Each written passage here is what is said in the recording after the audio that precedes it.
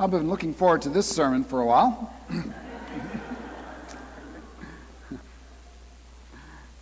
With the Gospel of John, there are always a couple of things going on.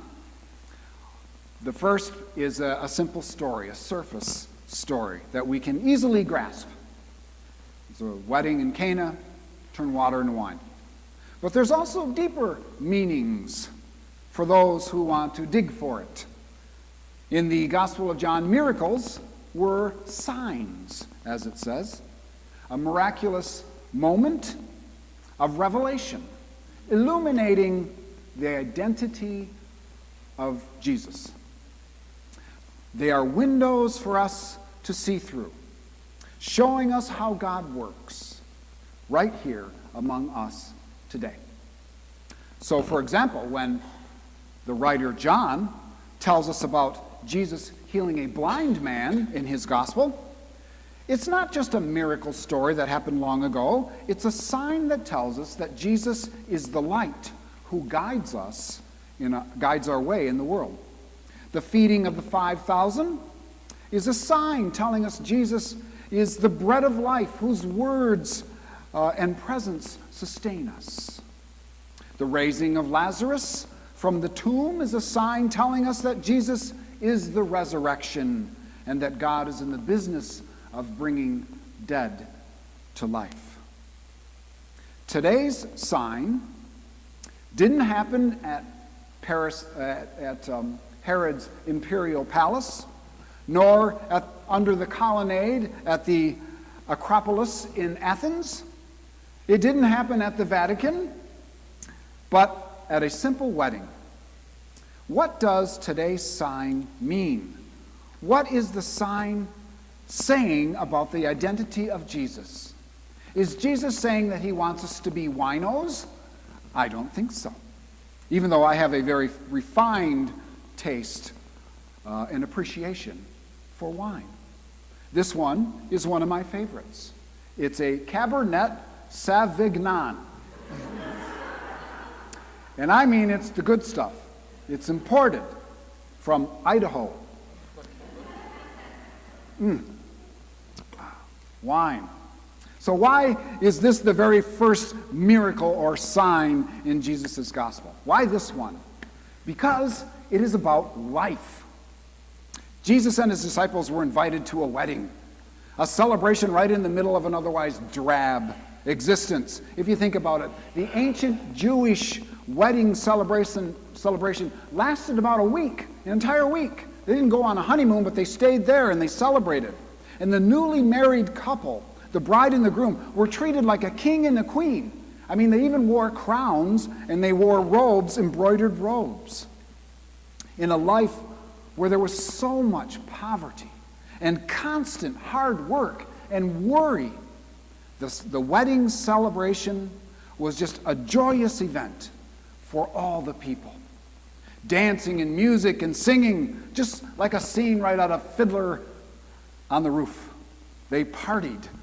For a Jewish feast, wine was essential. Without wine, the rabbis said, there is no joy. It's my kind of rabbi. Could this be a picture of the church? A joyous, spiritist celebration where we all get together to be with Jesus and have some bread and some wine. I got a business card from a pastor once, and it had his church's name and address on it, and after his name, it said, church minister. Didn't sound very exciting to me, church minister. I've discovered a more creative way to describe what I do on my business card, which says, Father Rick works for a global enterprise with outlets in nearly every country in the world, with hospitals and hospice centers and homeless shelters and food kitchens and orphanages, doing justice and reconciliation, looking after people from birth to death, specializing in behavioral enhancement. All that on a business card. And if you flip it over on the other side of the business card, it says, it's the church. You ever heard of it? It kind of makes you think about what the church is and why we're all here and why it's so great to be a part of it.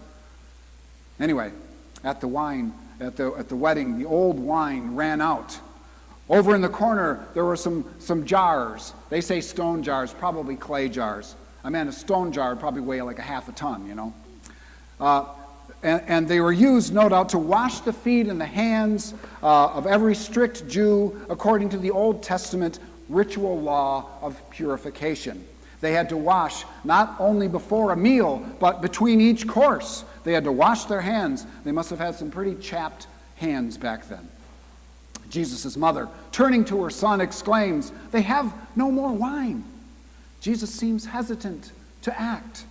We can only guess what's going through his mind. But if we think about it, from that moment on, his life would change. This miracle would change his life. People would hear about him and what he did. Crowds would flock to him to be healed, freed, fed, forgiven, or to get a glass of wine. The religious leaders would investigate him. In other words, the clock would begin ticking. That would not stop until Gethsemane, where he would ask for another cup to be taken away. Nevertheless, not my will, but yours be done. Make sure the jars are filled with water, he told the servants. There were 6 of them. In Jewish thought, the number 6 was an incomplete number, an unfinished number. It's actually the number of humankind created on the 6th day. The number 7 is a divine number.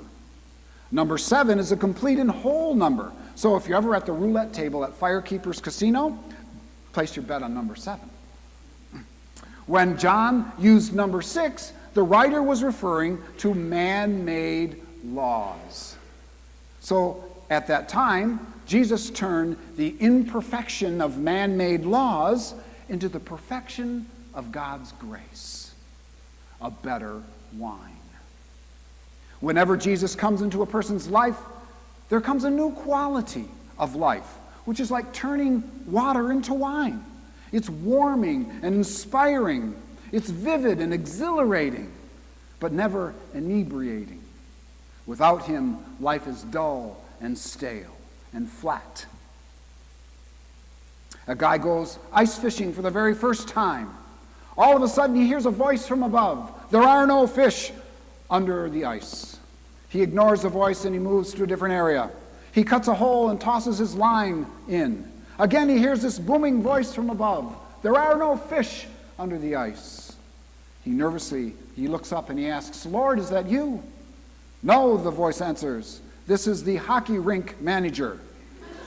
No fish." Without joy and meaning and purpose and desire, life is like ice fishing in a hockey rink. There's nothing there. It's superficial. Nothing below the surface. Don't settle for the same old thing, following the mass of men who live lives of quiet desperation, dying with the song still in you. In Bill Murray's movie Groundhog Day, which we should all be watching pretty soon, he's sitting with a couple of guys at the bar, and they go there every night, night after night. And Bill Murray explains that he is living the same day over and over again. And he asks, what would you do if you were stuck in one place and every day was exactly the same and nothing you did mattered? And one of the guys wearing a checkered shirt and a down vest, 2 sheets to the wind, stares into the distance and sighs, "Well, that about sums it up for me." They are filled with water. The jars are, to the brim. That's a lot of water. That's a lot of wine. Why so much? In a word, abundance. This is what the story is all about. The wine symbolizes Jesus' grace, love, and strength. It symbolizes God's life, just like it does up here. And when the grace and life of Jesus comes into us, there is always more than enough. Abundant grace. Nothing in the world can exhaust it. No problem can overcome it. No hole can bury it. No situation can ultimately defeat it. Not even death. there is a glorious superabundance of grace in the life of God. The chief steward, he dipped the cup into the clay jar, and he tasted it, and he said, "Ooh la la, magnifique!" And he found the groom, and he complimented him on bringing out the best wine of all. So there you have it, the first quiet miracle. No fanfare, no footlights, no theatrics, just the mighty hand of God working silently behind the scenes in an hour of need.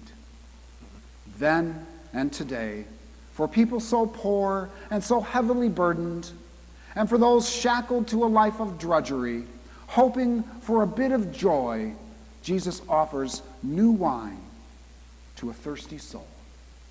Amen.